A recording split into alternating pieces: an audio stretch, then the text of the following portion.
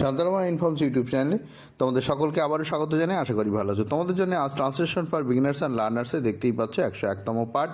এর আগে 1 থেকে 100টা এই ধরনের ট্রান্সলেশন তোমাদের জন্য এই চ্যানেলে আপলোড হয়েছে। যারা দেখোনি তাদেরকে রিকোয়েস্ট করবো শান্তনাময় ইনফর্মস ইউটিউব চ্যানেলের প্লেলিস্টে গিয়ে অথবা এই ভিডিওর নিচে দেওয়া ডেসক্রিপশন বক্সে গিয়ে আগের ভিডিওগুলো দেখে নিতে পারো।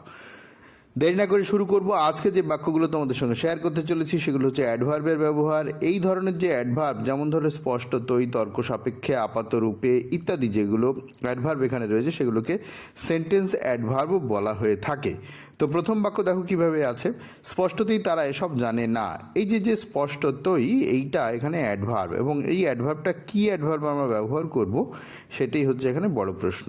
তারপর বাকি যেটুকু আছে সেটুকু যাও সিম্পল আমরা ট্রান্সলেশন করে দেবো, সেটাই হয়ে যাবে, মানে তাতে হয়ে যাবে। তো দেখো এখানে স্পষ্টতই এই যে শব্দটা রয়েছে, এর জন্য যেটা আমরা আনবো সেটা হচ্ছে এভিডেন্টলি। ঠিক আছে, এর জন্য যেটা আমরা এভিডেন্টলি, তারা এসব জানে না। দেখো এভিডেন্টলি কথাটা আমি কোথায় আনছি, তারা এসব জানে না, এটা যেন একটা প্রমাণ সাপেক্ষ কথা, তারা এসব জানে না। এই ধরনের ক্ষেত্রে স্পষ্টতই বোঝাতে আমরা এভিডেন্টলি আনবো। তাহলে স্পষ্টতইর জন্য আমরা আনবো এভিডেন্টলি। তারপরে কি আছে দেখো, তারা এসব জানে না, এটা একদম সিম্পল প্রেজেন্ট টেন্সে রয়েছে, অর্থাৎ প্রেজেন্ট ইনডিফিনিট টেন্সে রয়েছে। তো তারা ইংরেজি কি, তারা ইংরেজি হচ্ছে দে, জানে না, জানে ইংরেজি নো, আর জানে না ইংরেজি কি ডু নট নো হবে, তাই না? তাহলে দেখো দে ডু নট নো। ওকে, তাহলে এইটুকুর মানে হলো তারা জানে না। এই সব ইংরেজি হচ্ছে দিজ, এটা বহুবচনে রয়েছে, তাহলে ইংরেজিটা কি হবে, দিজ। এটা কিন্তু প্রেজেন্ট ইনডিফিনিট টেন্সে রয়েছে। আর এই স্পষ্টতই, যেটা আমি একটু আগে বললাম, যেটা এভিডেন্টলি হবে। পরের বাক্য, স্পষ্টতই ছেলেরা এসব বোঝে না। ঠিক আছে, দেখো এখানেও যেটা রয়েছে ছেলেরা এসব বোঝে না, এটাও যেন একটা প্রমাণ সাপেক্ষ কথা, সেই জন্য এখানে এভিডেন্টলি কথাটা আমরা আনতে পারি। তাহলে এভিডেন্টলি আনলাম। তারপরে ছেলেরা এসব বোঝে না, ছেলেরা ইংরেজি কি, দ্য বয়েজ। বোঝে না ইংরেজি কি, আচ্ছা জানে না ইংরেজি যদি ডু নট নো হয়, তাহলে বোঝে না ইংরেজি, বোঝা ইংরেজি কি আন্ডারস্ট্যান্ড, তাহলে বোঝে না ইংরেজি হবে ডু নট আন্ডারস্ট্যান্ড। আশা করি তোমরা বুঝতে পেরেছো। দেখো কী হবে, ভিডিও পজ করে ট্রাই করো, তাহলে এভিডেন্টলি তো তোমরা জানো হবে। তারপরে কী হবে দেখো, মেলাও, the boys do not understand, এই সব ইংরেজি হচ্ছে দিস। ঠিক আছে, তাহলে বোঝে না এর জন্য আমরা কি আনলাম, দেখো ডু নট আন্ডারস্ট্যান্ড, এটাও কিন্তু প্রেজেন্ট ইনডিফিনিট টেন্সেই রয়েছে। পরের বাক্য দেখো কি বলছে, তর্ক সাপেক্ষে তিনি এখন ভারতের ভালো ক্রিকেট খেলোয়াড়। দেখো এই যে তর্ক সাপেক্ষে, এইটা আমাদের অ্যাডভার্ব করতে হবে। সেটা কি করা যেতে পারে, তোমরাও কিন্তু একটু ভাবলেই আনতে পারবে। আর্গুয়েবলি এই কথাটা এখানে আমরা আনবো তর্ক সাপেক্ষে। তারপরে কি বলছে, তিনির জন্য হি, এখন ভারতের ভালো ক্রিকেট খেলোয়াড়। ভারতের ভালো, এই ভালোর জন্যে আমরা কোন ডিগ্রি ব্যবহার করব সেটাও একটা প্রশ্ন। তবে এখানে সবচেয়ে ভালো ব্যবহার করতে পারি বা শুধু ভালো ব্যবহার করতে পারি। ক্রিকেট খেলোয়াড় ইংরেজি হচ্ছে ক্রিকেট প্লেয়ার, আর ভারতের তো ইন ইন্ডিয়া করলে হয়ে যাবে। একটু একটু করে এগোই। দেখো তর্ক সাপেক্ষে এর ইংরেজিটা কী হবে, একটু আগেই বললাম আর্গুয়েবলি। ঠিক আছে, আচ্ছা তারপরে কি হলো দেখো, তাহলে তর্ক সাপেক্ষে এই অ্যাডভার্বটা আমরা ব্যবহার করলাম আর্গুয়েবলি। ঠিক আছে, আর্গু মানে হচ্ছে তর্ক করা, আর্গুয়েবলি মানে তর্ক সাপেক্ষে। তারপরে তিনি এখন ভারতের ভালো ক্রিকেট খেলোয়াড়, তিনি জন্য জাস্ট আমরা হি দিয়ে দেবো, হি ইজ, তিনি হন। দেখো এই বাক্যটাও কিন্তু প্রেজেন্ট ইনডিফিনিট টেন্সে রয়েছে। তিনি এখন ভারতের ভালো ক্রিকেট খেলোয়াড় মানে হচ্ছে তিনি হন ভারতের ভালো ক্রিকেট খেলোয়াড়, তাহলে তিনি হন আমরা দিয়ে দিলাম হি ইজ। আচ্ছা এই ভালোর জন্যে আমি এখানে শুধু ভালো আনতে পারি, সবচেয়ে ভালোও আনতে পারি। তো আমি এখানে সবচেয়ে ভালো আনছি, তার জন্য আমরা আনবো হচ্ছে দ্য বেস্ট। দ্য বেস্ট হচ্ছে সবচেয়ে ভালো। যদি আমরা এটা না আনতাম, শুধু ভালো আনতাম, তাহলে হি ইজ গুড লিখে দিলেও কিন্তু এই জায়গাটায় হয়ে যেত। দ্য বেস্টের জায়গায় জাস্ট আমরা লিখতাম গুড। ওকে, তো দ্য বেস্ট সবচেয়ে ভালো। ক্রিকেট খেলোয়াড় ইংরেজি কি, ক্রিকেট খেলোয়াড় ইংরেজি ক্রিকেট প্লেয়ার। কোথায়, ভারতের মধ্যে, তাহলে ইন ইন্ডিয়া। আশা করি বুঝতে পেরেছো। পরের বাক্য তোমাদের জন্য দেখো, আপাতরূপে বা আপাতত যাই হোক না কেন, লোকটি ডাকাতির সঙ্গে যুক্ত নন। তো এই আপাতরূপে বা আপাতত এর জন্য আমরা সিমিংলি ব্যবহার করব, অন্য আরেকটা ব্যবহারও করা যায়, পরের বাক্যে দেখাবো সেটা। তাহলে আপাতরূপে বা আপাতত লোকটি ডাকাতির সঙ্গে যুক্ত নন। এই যে যুক্ত ইংরেজি, কোনো কিছু খারাপ কাজের সঙ্গে যুক্ত, ভালো কাজের সঙ্গে যুক্ত, সেটা আমরা বেশিরভাগ ক্ষেত্রে খারাপ কাজের সঙ্গে যুক্ত আমরা ইনভলভ করে থাকি। ঠিক আছে, তো ভালো কাজের সঙ্গে যুক্তর ক্ষেত্রেও ইনভলভ আমরা ব্যবহার করতে পারি, তাতে অসুবিধা নেই। তাহলে আপাতরূপে ইংরেজিটা কি বললাম, সিমিংলি ব্যবহার করব আমরা। লোকটি ডাকাতির সঙ্গে যুক্ত নন, লোকটি ইংরেজি দ্য ম্যান, যুক্ত ইনভলভ, তাহলে যুক্ত নন, ইনভলভ নয়, এরকমভাবে করতে হবে। দেখো এই বাক্যটা কিভাবে আমরা করব। এই বাক্যটা লোকটি ডাকাতির সঙ্গে যুক্ত নন মানে হচ্ছে লোকটি হয় যুক্ত নয় ডাকাতির সঙ্গে, এই রকমভাবে করতে হবে। খানিকটা প্যাসিভ ভয়েস, দেখো কীভাবে হচ্ছে। সিমিংলি দ্য ম্যান হলো লোকটি, যুক্ত ইংরেজি হচ্ছে ইজ ইনভলভড, যুক্ত নয় ইংরেজি হচ্ছে ইজ নট ইনভলভড। ওকে, তাহলে এর মানেটা কি হলো? The man is not involved মানে হচ্ছে লোকটি যুক্ত নয়, আর আপাত রূপে এটা হচ্ছে সিমিংলি। আশা করি তোমরা বুঝতে পেরেছো। ডাকাতির সঙ্গে ইনভলভডের সঙ্গে ইন প্রিপোজিশন বসে, কি প্রিপোজিশন বসে? ইন প্রিপোজিশন বসে। তাহলে ইন, ডাকাতি ইংরেজি হচ্ছে রোবারি, দ্য রোবারি। আশা করি তোমরা বুঝতে পেরেছো। এখানে দ্য রোবারির জায়গায় দ্য ডকাইটিও তোমরা লিখতে পারতে। পরের বাক্য তোমাদের জন্য আপাত রূপে তারা এখন নির্দোষ। আচ্ছা, তারা ইংরেজি কি? তারা ইংরেজি দে, নির্দোষ ইংরেজি হচ্ছে ইনোসেন্ট। অনেক হিন্টস দিয়ে দিয়েছি, ট্রাই করো, আশা করি করে নিয়েছো। আবার মেলাও। আপাত রূপে ইংরেজি কি বললাম? সিমিংলি। আরও একটা ইংরেজি বলছি, সিমিংলি। তারা ইংরেজি কি? দে। আচ্ছা, তারা হয় নির্দোষ, দে আর, তারা হয় প্রেজেন্ট ইনডিফিনিট টেন্সে রয়েছে, আগেরটাও তাই ছিল। দে আর, তারা হয় নির্দোষ ইংরেজি কি? নির্দোষ ইংরেজি হচ্ছে ইনোসেন্ট। আর এখনের জন্য একটা নাও আনতে হবে, ঠিক আছে? তাহলে দেখো দে আর, এইটা এই নাওটা ধরে নেই, দে আর ইনোসেন্ট মানে হচ্ছে তারা হয় নির্দোষ।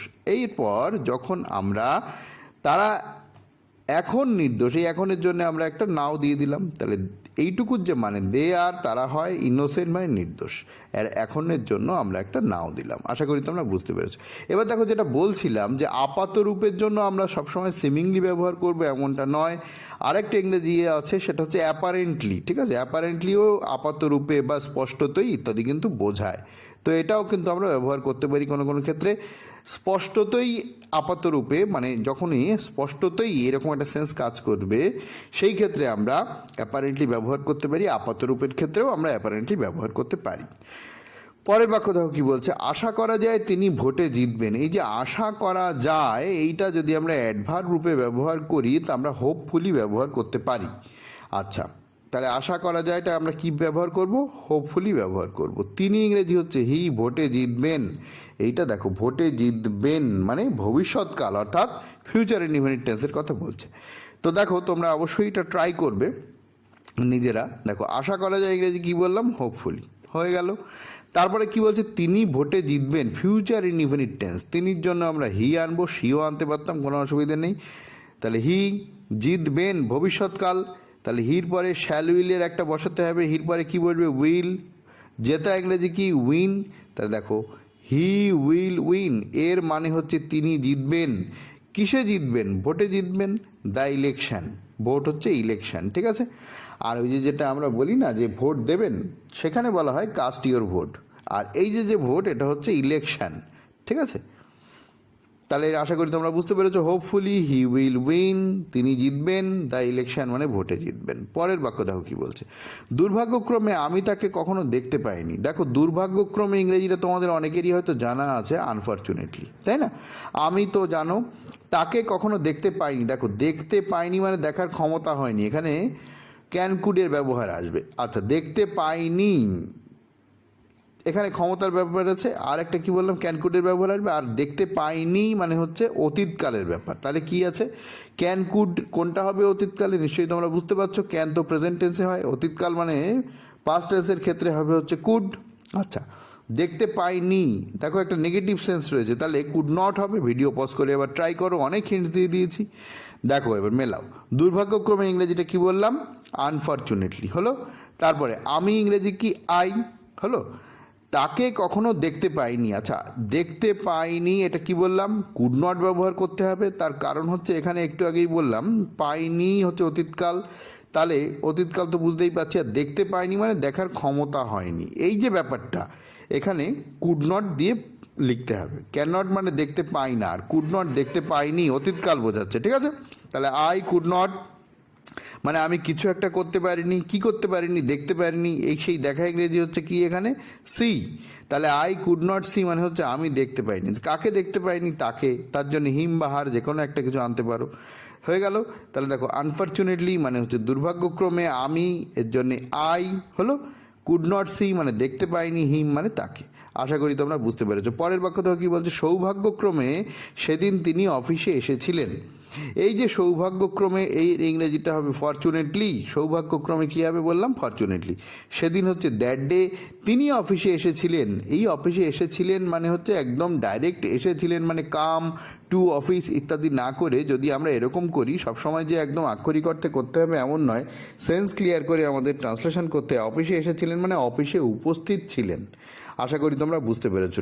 নিশ্চয়ই তোমরা ভিডিও পজ করে ট্রাই করবে, দেখো কি হচ্ছে, মেলাও। ফরচুনেটলি মানে হচ্ছে কি সৌভাগ্যক্রমে, তিনি সেদিন অফিসে এসেছিলেন। আচ্ছা, তিনি ছিলেন উপস্থিত, এটা কিন্তু অফিসে এসেছিলেন। দেখো সেদিন সব দিয়েই বুঝতে পারছো যে এটা পাস্ট টেন্সে রয়েছে, এটা কিন্তু পাস্ট ইনডিফিনিট টেন্সে রয়েছে। তাহলে তিনি ছিলেন উপস্থিত, একটু আগেই বললাম তিনি অফিসে এসেছিলেন করতে পারো একদম আক্ষরিক অর্থে, অসুবিধে নেই।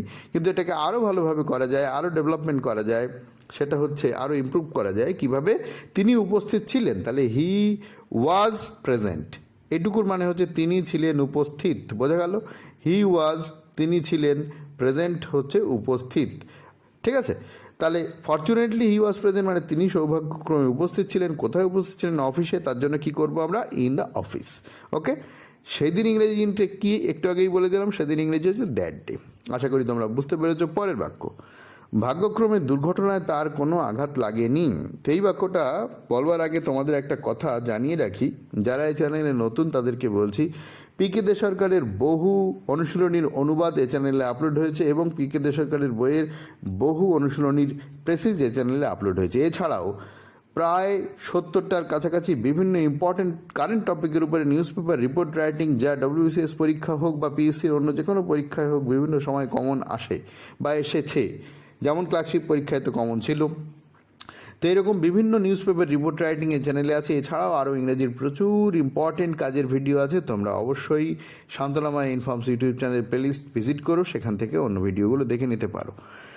দেখো এই বাক্যটা তোমাদের বলি, ভাগ্যক্রমে দুর্ঘটনায় তার কোনো আঘাত লাগেনি। মানে কি ব্যাপারটা? আমরা যেটা বাংলা একেবারে বাংলা করে না, ইংরেজিতে বলি লাক ফেভার করে গেছে। ঠিক আছে?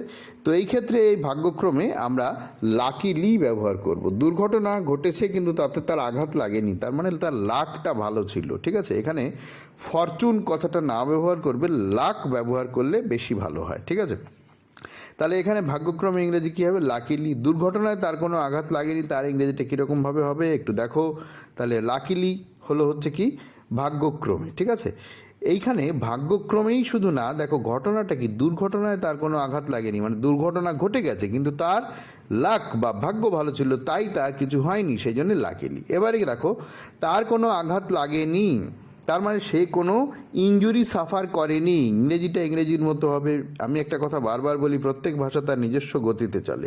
আঘাত লাগেনি এটা কিন্তু ভবিষ্যৎকাল না, বর্তমান কালও না, অতীতকাল, মানে পাস্ট ইনডিফিনিট টেন্সে করতে হবে। আর আঘাত লাগেনি এর ইংরেজি সুন্দর করে করতে গেলে যেটা করতে হবে সেটা হচ্ছে কোনো ইনজুরি সাফার করেনি। বোঝা গেল ব্যাপারটা? দেখো তার ইংরেজিটা কীরকমভাবে হচ্ছে? হি সাফার্ড। বললাম কি পাস্ট টেন্সে রয়েছে। আচ্ছা, কোনো ইনজুরি নয়, নো ইনজুরিস। ওকে, তাহলে লাকিলি মানে হচ্ছে ভাগ্যক্রমে, এটুকু হয়ে গেল। তার কোনো আঘাত লাগেনি মানে সে কোনো ইনজুরি সাফার করেনি, তাহলে হি সাফার্ড নো ইনজুরি। বোঝা গেল? আর তার আঘাত লেগেছিল তাহলে কী হতো? হি সাফার্ড ইনজুরিস হতো। নো ইনজুরিস, এই যে নোর পরে কিন্তু দেখো এটা বহুবচন বসেছে, এটাও খেয়াল রাখতে হবে। তাহলে কি হলো? Luckily he suffered no injury, অর্থাৎ ভাগ্যক্রমে তার কোনো আঘাত লাগেনি। কোথায় আঘাত লাগেনি? অ্যাক্সিডেন্টে, দুর্ঘটনায়, ইন দ্য অ্যাক্সিডেন্ট। তাহলে ভিডিওটা এখানেই শেষ করছি। কেমন লাগলো জানিও, তোমাদের কি প্রয়োজন কমেন্ট করে জানিও, চেষ্টা করবো সময় পেলে প্রোভাইড করার। আবার দেখা হবে পরের ভিডিও। ভালো থেকো।